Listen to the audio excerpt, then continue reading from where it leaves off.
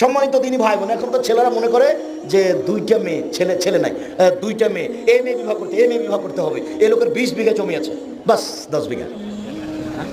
ছেলে নাই যে দুইটা মেয়ে, ওই পিতা আবার দুইটা মেয়ের নামে সব জমি লিখে দিয়েছে, মানে জাহান্নামে চলে গেছে। ঢোকেনি কেন? মরেনি এজন্য। মরলেই যাবে। ও তো মানুষের হক নষ্ট করে জান্নাতে যেতে পারে না। এইসব মানুষের বিচার পরে হবে। এক মিনিট, অতীব গুরুত্বপূর্ণ কথা মাথায় চলে আসলো, তাই বলে রাখছি। বিচারের মাঠের সময়সীমা কতখানি, কতক্ষণ পর্যন্ত বিচার চলবে? ভালো মানুষের বিচারের সময়সীমা হলো 1 ওয়াক্ত ফরজ সলাতের সমান। ধরেন মাগরিবের সলাতের সমান কত মিনিট? 5 minute 7 minute. ধরেন জোহরের সলাতের সমান কত মিনিট? 5 7 10 মিনিট। এটা হলো বিচারের মাঠের সময়সীমা। তো কারো যদি বিচার দেরি হয় তাহলে একদিন সমান হলো 50,000 বছর। তো আপনার বিচার যদি 3 দিন দেরি হয় তাহলে 1.5 লক্ষ বছর থামতে হবে আপনাকে। বুঝাতে পারিনি কথা? আপনার বিচার যদি একটু দেরিতে হয় তাহলে কতদিন থামতে হবে? 3 দিন যদি দেরি হয় তাহলে 1.5 লক্ষ বছর থামতে হবে।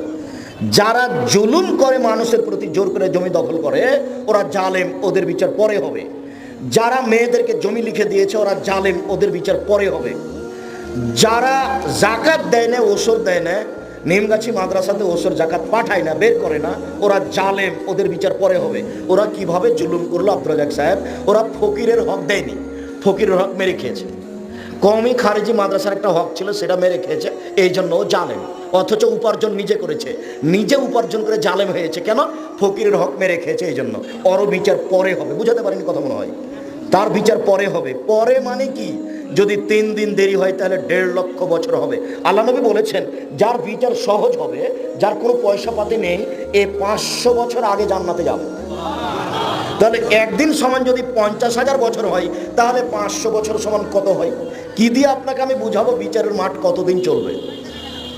আর আপনি খেয়াল করেছেন কি না যে সুদ খায় তাকে রক্তের নদীতে ফেলে দেওয়া হবে। মানে বিচারের মাঠে রক্তের নদী বানানো হবে, তারপর নদীতে ফেলে দিয়ে পাশ থেকে তার মুখে পাথর মেরে মেরে তার মুখটাকে ভেঙে দেওয়া হবে। তার বিচার কখন হবে তার রাসূল সাল্লাল্লাহু আলাইহি ওয়াসাল্লাম বলেননি, তবে বলেছেন তার বিচার দেরিতে হবে। যারা সুদ খায় তাদের বিচার দেরিতে হবে, যারা জুলুম করে তাদের বিচার দেরিতে হবে, যারা রিক্সাওয়ালাকে 1 থাপ্পড় মেরেছে, বিদায় দিয়েছে, টাকা দেয়নি, এদের বিচার দেরিতে হবে। যারা জমি জোর করে দখল করেছে তাদের বিচার দেরিতে হবে। যারা টাকা কর্জ নিয়ে, ঋণ নিয়ে দেয়নি, তাদের বিচার দেরিতে হবে।